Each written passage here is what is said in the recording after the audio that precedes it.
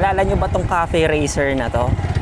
Ito yung binili natin tapos in-upgrade natin into a scrambler. At ngayon, tapos ko na siyang i-upgrade. At wala na akong maisip na idagdag pa sa kanya. So sa video na to, ikikwento ko na lang sa inyo kung ano-ano na yung mga nailagay natin na mga upgrade sa motor na to. Okay guys, ito na yung lahat ng in-upgrade natin dito sa ating cafe racer. So simulan natin sa gulong. Hindi na siya cafe racer talaga kasi nagpalit na tayo ng dual sport na gulong sa kanya. So off-road and on-road na gulong na to. So yung sukat natin sa harap is 180/17 and then yung para sa likod 130/80/17. So hindi na talaga siya cafe racer, ano na siya, scrambler na siya. Tapos nagpalit na rin tayo sa kanya ng handlebar. Actually dapat dito natin sinisimulan sa taas eh. So yung handlebar natin pang enduro na yan, rental handlebar. Tapos nagkabit rin tayo sa kanya ng riser. So 22mm na riser yan. Naglagay na tayo sa kanya para tumaas, mas lumapit sa atin yung handlebar. Tapos nagpalit tayo ng handle grips, so Daytona, masarap na siyang hawakan. And then side mirror, so malaki na yung side mirror niyan and bilog na siya.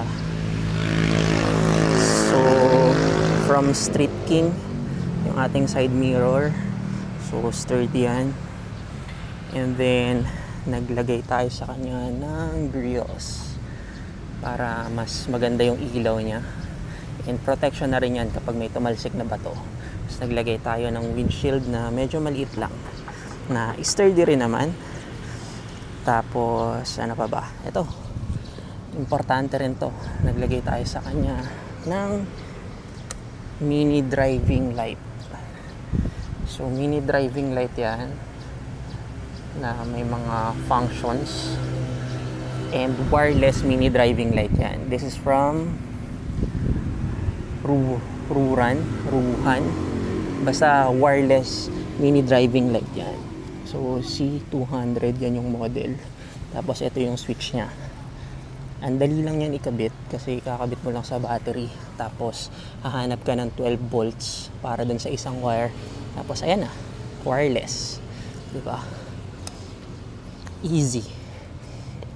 Tapos ano pa ba, since nagtaas pala tayo ng handlebar sa kanya, hindi na pwede yung normal na cable para, or yung stock na cable para sa brake. So nagpalit na tayo ng brake cable sa kanya.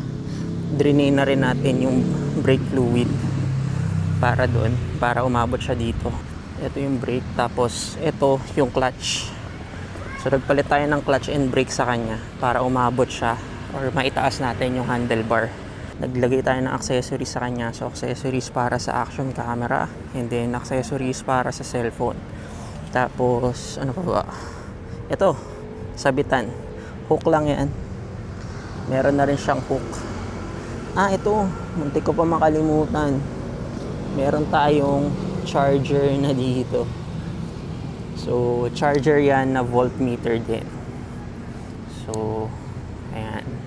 So nakikita na rin natin yung voltage natin, yung exactong voltage. So 12.5 volts. Tapos meron siyang quick charger na USB dito. So meron niyang on off, tapos meron siyang takip na kapag ibinaba na rin natin itong cellphone holder, hindi na siya nakikita, di ba? Cool.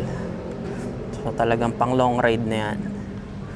Tapos ano pa ba, busina, nagpalit na tayo ng isang busina lang. This is Bosch na busina, malakas naman. Tapos meron tayong skid plate na nandito. Uy, mainit pa pala. So skid plate, ganda ng skid plate natin kasi ang liit lang. Ano siya, hindi siya malayo sa makina. Tapos makapal na bakal din siya. Ayos. Tapos ano pa ba, ito yung pampalaki nung side stand natin para sa mga ganito, pag sa lupa, hindi ka na maghahanap ng bato, sa malambot na lupa, hindi ka na maghahanap ng bato. Nagpalit na rin tayo sa kanya ng kadena lang. So 428 pa rin yan, hindi tayo nagpalit ng sprockets. Kadena lang talaga kasi madalas lumuwag yung kadena eh. Tapos nagpalit tayo ng shock. So KYB na yung rear shock natin and napakaganda nito. Ito yung isa sa mga pinakasulit na upgrade dito sa motor na to. Ang ganda na ng laro niya and ayos na siya ipang off-road. Meron din tayong kinabit sa kanyang handle grips or grab bar. Dalawa yan nandito. Yan, ayos. Tapos yung upuan niya, kung napapansin nyo, pinatabas na natin yung nanditong umbok. So madali na siyang lagyan ng bag. Speaking of bag, ang gamit nating bag or tank bag is from Starfield na ayos din. Very sturdy. So ano pa bang in-upgrade natin dito sa motor? So far yun lang naman na lahat. And para sa akin ayos na yan yung ganyang upgrade. Ito pa pala, meron tayong parang ano bang tawag dito, rubber na tank pad para pag iniipit natin siya ng tuhod. Tapos ayun, yun na lahat ng in-upgrade natin sa kanya. And wala na akong maisip na pwede pa nating idagdag dito sa motor na to kasi ayos na siya. Ito nga pala yung ginagamit nating helmet madalas dito sa motor na to. This is Spider Neo. So 4-in-1 na helmet yan. Pwedeng matanggal to, pwedeng mapalitan to, pwede ring matanggal. Tapos meron pa siyang extra visor nandiyan, diba? So Neo Classic kasi talaga tong motor natin, kaya perfect sa kanya itong helmet na to from Spider. Hindi ko alam kung ano bang pwede nating idagdag na upgrade sa kanya. Siguro carb, magpalit tayo ng carb. Pero tsaka ano yun, siguro okay naman yung takbo niya yung ano nga pala nito, spark plug, nagpalit na tayo. Iridium na yung spark plug nito, kaya mas responsive na siya sa throttle.